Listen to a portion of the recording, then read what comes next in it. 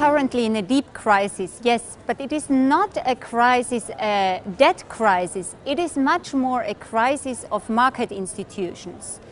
It is a crisis of legitimacy of the current economic system. I think this is very, very important to be aware of.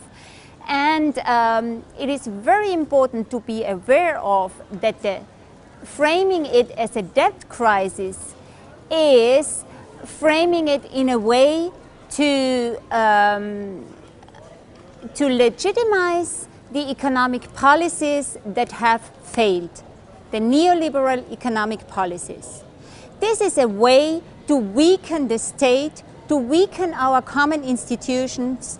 Framing it as a debt crisis means putting the cost to all of us citizens, men and women, means legitimizing to lower social expenditures, legitimize to weaken the state, dismantle the state, privatize.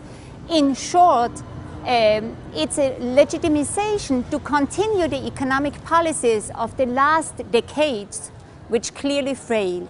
So what I am saying is, we are not in a debt crisis, but of course, yes, we are in a situation of multiple crises. What we need, and this is very important for all and each single person of us, we need to talk about what the real issues are. We are in a deep social crisis. We are in an employment crisis. We are in a crisis of people suffering. We do have a large deviation of or a bracket between higher incomes and lower incomes. And we do have a situation where we need to make sure to turn completely. So what is the way?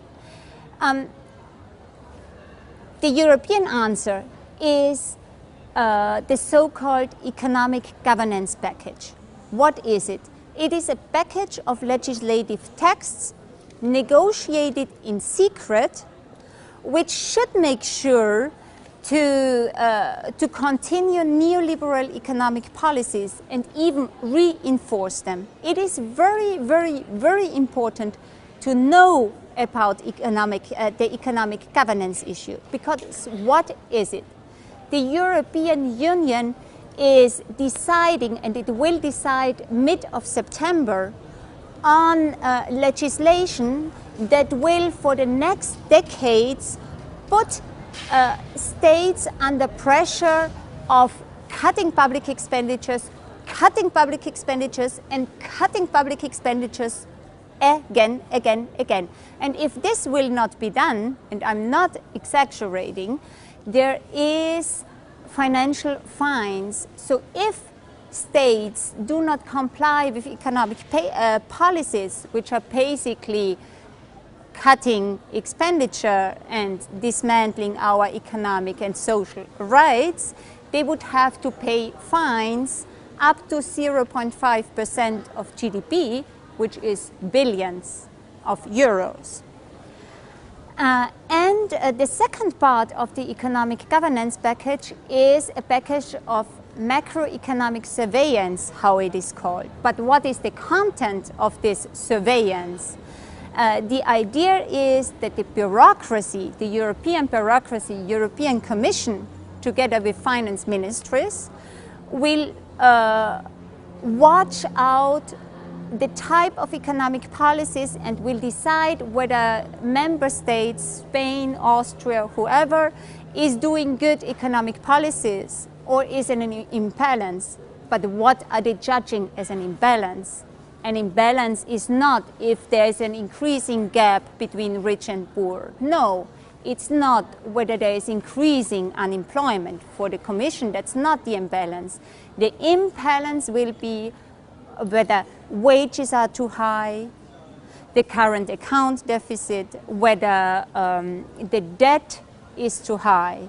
So as we know what the plans are, we have to fight this type of European economic policies, because it will lead us into decades of stagnation and decades of deterioration of the social situation and of the situation of people in our countries.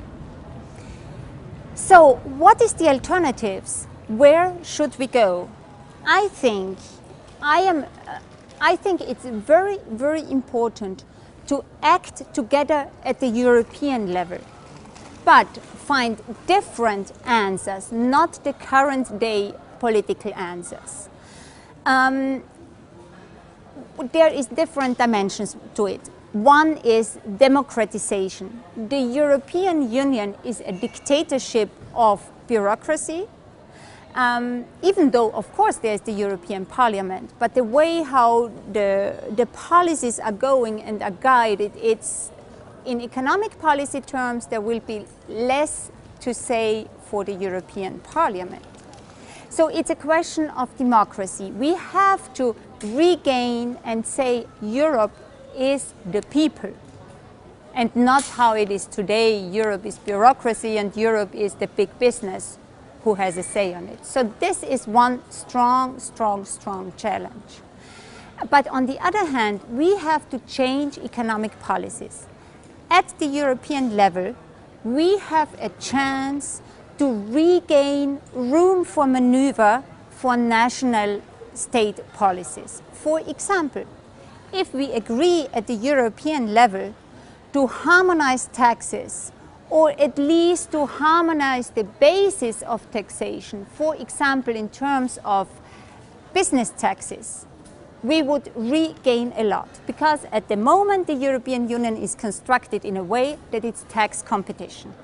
If we do harmonize taxes, we can harmonize taxes to the upper level. We can regain competencies and set European level tax rates to make sure that business pay their fair share on to the income of states. That's one part. The other part where we can do a lot in terms of taxation is levy a financial transaction tax at the European level, which is not only additional income to finance development policies, employment policies, social policies, etc., but which will be an important element to regain the power over markets. I'm not saying that financial transaction tax is the panacea, is the best for everything, but it will help us to reduce the heavy speculative attacks that are happening at the moment. As a movement, we need to address the question of how far capital markets serve their purpose. There is such a strong belief and ideology of markets, belief in markets, market ideology, and we are the ones who really need to work hard to break this ideology. I even would suggest that we should think about whether the stock exchange is an appropriate institution.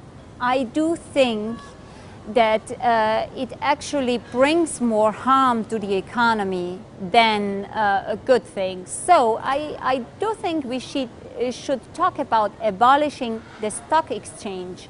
We should think about legitimizing markets. Markets are dictating their interests of maximizing profits on all of us. We have to face it. We are now in a situation of strengthened market dictatorship. Week by week, even day by day, financial markets are taking over the role of political decision makers. It's not only the example of the last month and years for European states where markets have been dictating what type of economic policies and decisions should be made. We have the latest example in the United States where state bonds have been downgraded and rating agencies have very explicitly spelled out that social policy expenditure should be cut. So in what situation are we? We need to realize that markets are taking over very essential democratic functions, and that's where we need to come in and stop it.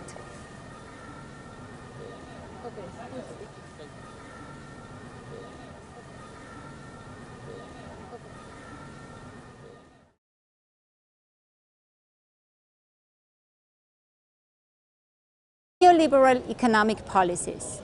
This is a way to weaken the state, to weaken our common institutions.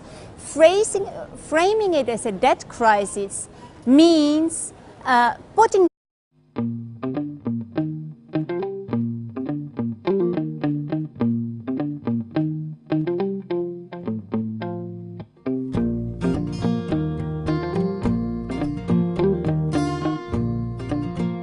currently in a deep crisis, yes, but it is not a crisis, a debt crisis. It is much more a crisis of market institutions.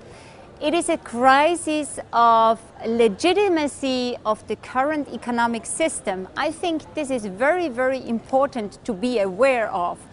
And it is very important to be aware of that framing it as a debt crisis is framing it in a way to legitimize the economic policies that have failed. The